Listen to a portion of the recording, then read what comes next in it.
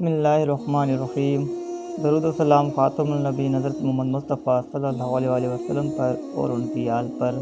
حضرت طفیل بن عمرو دوسی اپنا قبیلہ بنو دوس کے محبوب سردار تھے۔ تمام لوگ ان کی بات سنتے اور ان کی اطاعت و فرمانبرداری کرتے تھے۔ وہ ایک دن کسی کام سے مکہ مکرمہ آئے۔ جب شہر میں داخل ہوئے تو سرداران قریش نے انہیں دیکھا اور ان کے گرد جمع ہو گئے۔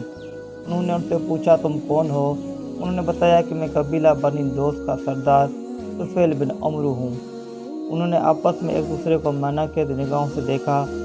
وہ اس بات سے ڈرنے لگے کہ اسے اگر نبی پاک صلی اللہ علیہ وسلم نے دیکھ لیا وہ اسے اسلام کی دعوت دیں گے اور تبلیغ کریں گے، اور اگر یہ سردار ایمان لے آیا اور مشرف با اسلام ہو گیا تو اس کی بدولت اسلام قوت اختیار کر جائے گا۔ وہ سب ان کی چاروں طرف اکٹھے ہو گئے۔ ان میں سے ایک نے کہا، یہاں مکہ میں ایک ایسا آدمی ہے جو اپنے آپ کو نبی سمجھتا ہے، تم اس کے پاس بیٹھنے اور اس کی کوئی بات سننے سے بچ کر رہنا، وہ جادوگر ہے۔ اگر تم نے اس کی بات سن لی تو سمجھ لیں کہ وہ تمہاری عقل کو لے ڈوبے گا۔ ان میں سے ایک دوسرا سردار بولا اور اس نے بھی پہلے جیسے ہی باتیں کی۔ تیسرے نے ان دونوں سے بھی کچھ زیادہ ہی باتیں کی۔ ان سب نے نبی اکرم صلی اللہ تعالیٰ علیہ وسلم کے خلاف خوب پروپیگنڈا کیا۔ حضرت طفیل بن عمرو کہتے ہیں، اللہ کی قسم وہ مجھے نبی کریم صلی اللہ تعالیٰ علیہ وسلم سے ڈراتے رہے حتیٰ کہ میں نے اپنے دل میں یہ عہد کر لیا کہ آپ صلی اللہ علیہ وسلم کی کوئی بات ہرگز نہیں سنوں گا اور نہ ہی آپ صلی اللہ علیہ وسلم سے بات کروں گا، بلکہ میں نے اپنے کانوں میں روئی ٹھونس لی تاکہ آپ صلی اللہ علیہ وسلم کے پاس سے گزرتے ہوئے غیر ارادی طور پر بھی آپ صلی اللہ علیہ وسلم کی کسی بات کو کوئی لفظ میرے کانوں میں داخل نہ ہونے پائے۔ صبح میں مسجد حرام کی طرف گیا، کیا دیکھتا ہوں کہ رسول اکرم صلی اللہ تعالیٰ علیہ وسلم کعبہ شریف کے پاس کھڑے نماز پڑھ رہے ہیں۔ میں آپ صلی اللہ علیہ وسلم کے قریب ہی کھڑا ہو گیا۔ میرے لاکھ نہ چاہتے ہوئے بھی اللہ نے مجھے آپ صلی اللہ علیہ وسلم کی زبان مبارکہ سے نکلنے والے کلام کے بعض کلمات سنا دیے۔ میں نے بہت ہی پیارا کلام سنا۔ اب میں نے دل میں کہا، میرے ماں مجھے گم پائے، اللہ کی قسم میں ایک صاحب عقل و دانش اور بصیرت مند شخص ہوں۔ میں اچھے برے میں تمیز کرنا جانتا ہوں۔ میری راہ میں کون سی رکاوٹ ہے کہ میں اس شخص کی بات سنوں؟ اگر اس کی بات اچھی ہوئی تو میں قبول کر لوں گا، اور اگر وہ بری ہوگی تو اسے ترک کر دوں گا۔ چنانچہ میں وہیں رک گیا حتیٰ کہ آپ صلی اللہ علیہ وسلم نماز سے فارغ ہو گئے۔ جب آپ صلی اللہ علیہ وسلم اٹھ کر اپنے گھر کی طرف روانہ ہوئے تو میں نے آپ صلی اللہ علیہ وسلم کے گھر تک آپ صلی اللہ علیہ وسلم کا پیچھا کیا، حتیٰ کہ جب آپ صلی اللہ علیہ وسلم اپنے گھر میں تشریف لے گئے تو میں بھی آپ صلی اللہ علیہ وسلم کے پیچھے ہی داخل ہو گیا۔ میں نے آپ صلی اللہ علیہ وسلم سے مخاطب ہو کر عرض کیا، اے محمد صلی اللہ علیہ وسلم، آپ کی قوم نے مجھے آپ کے بارے میں یہ باتیں کہی ہیں۔ اللہ کی قسم وہ مسلسل مجھے آپ سے ڈراتے رہے حتیٰ کہ میں نے اپنے کانوں میں روئی ٹھونس لی تاکہ میں آپ صلی اللہ علیہ وسلم کی کوئی بات نہ سن پاؤں، جبکہ میں نے آپ صلی اللہ علیہ وسلم سے بڑی پیاری سی کچھ باتیں سن لی ہے۔ اب آپ صلی اللہ علیہ وسلم میرے سامنے کھل کر اپنی بات پیش کریں۔ یہ بات سن کر نبی اکرم صلی اللہ علیہ وسلم کا چہرہ مبارک کھل اٹھا۔ آپ صلی اللہ علیہ وسلم بہت خوش ہوئے اور خوشی حضرت طفیل بن عمرو کے سامنے اسلام کی دعوت پیش کی اور انہیں قرآن کریم کی کچھ آیات تلاوت کر کے سنائی۔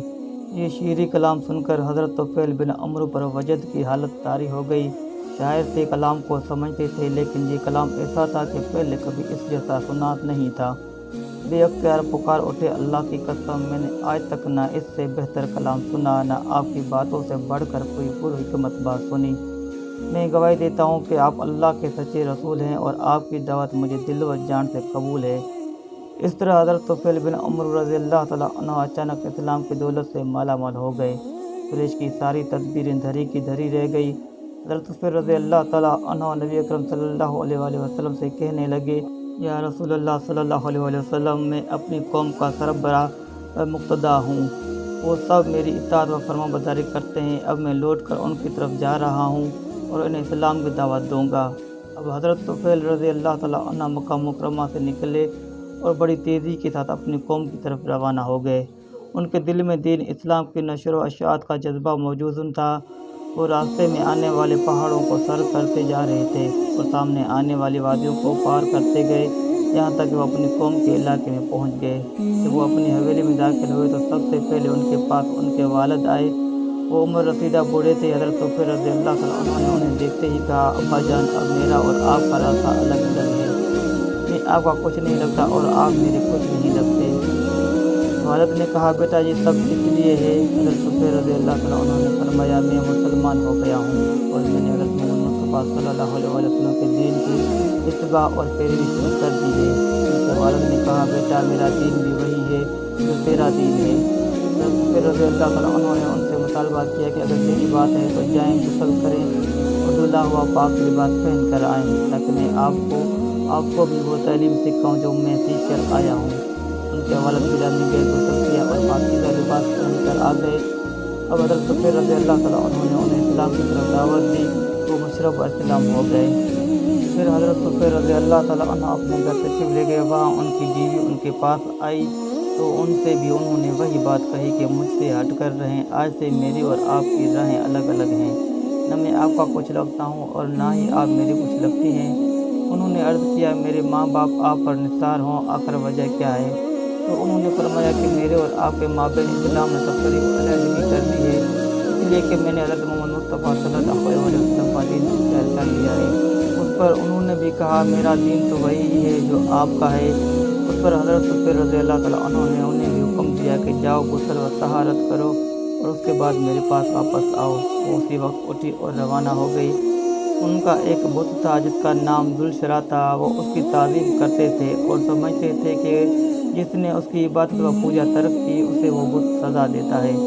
وہ بیچاری ڈر گئی کہ اگر وہ مسلمان ہو گئے تو یہ صنم کہیں انہیں اور ان کے بچوں کو نقصان نہ پہنچائے۔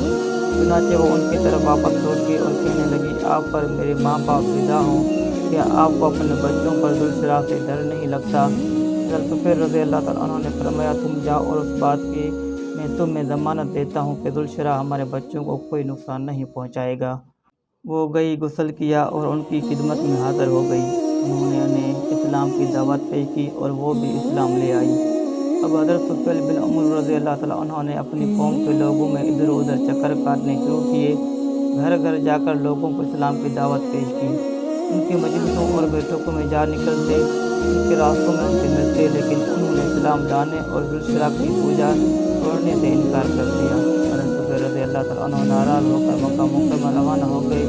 وہاں انہوں نے نبی اکرم صلی اللہ علیہ وسلم کی خدمت میں حاضر ہو کر عرض کیا، یا رسول اللہ صلی اللہ علیہ وسلم، میرا قبیلہ بنو دوست نے میرے حکم کی نافرمانی کی اور میری بات ماننے سے انکار کر دیا ہے۔ یا رسول اللہ صلی اللہ علیہ وسلم، آپ ان کے لیے بد دعا کریں۔ یہ سن کر نبی کریم صلی اللہ علیہ وسلم کا چہرہ مبارک کا رنگ متغیر ہو گیا۔ اب صلی اللہ علیہ وسلم نے دونوں ہاتھ آسمان کی طرف اٹھا دیے۔ حضرت طفیل رضی اللہ تعالیٰ عنہ سمجھے کہ آپ صلی اللہ علیہ وسلم بد دعا کرنے لگے ہیں۔ وہ دل ہی دل میں کہنے لگے کہ اب بنو دوست ہلاک ہو گئے۔ لیکن پھر کے کائنات اور رحمت عالم صلی اللہ علیہ وسلم نے یہ دعا مانگنا شروع فرمائی، اے اللہ بنو دوست کو ہدایت عطا فرما، اے اللہ قبیلہ بنو دوست کو ہدایت سے نواز دے۔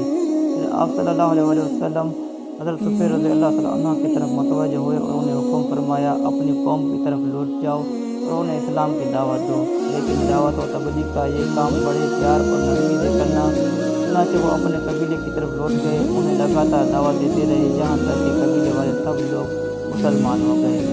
گردش ایام جاری تھی، کتنے شب و روز گزر گئے۔ نبی اکرم صلی اللہ علیہ وسلم اس جہان فانی سے حیات و جاودانی کی طرف رحلت فرما گئے۔ لیکن حضرت طفیل رضی اللہ تعالیٰ عنہ آپ صلی اللہ علیہ وسلم کے سامنے عرصہ حال کے بعد بھی دین اسلام پر ڈٹے رہے، حتیٰ کہ وہ معرکہ یمامہ میں جام شہادت نوش فرما گئے۔ اللہ تبارک و تعالیٰ کی ان پر بے شمار رحمتیں نازل ہو، آمین یا رب العالمین۔ محترم ناظرین، ویڈیو کو لائک کرنا نہ بھولیے گا اور کمنٹ باکس میں اللہ تعالیٰ کے ناموں میں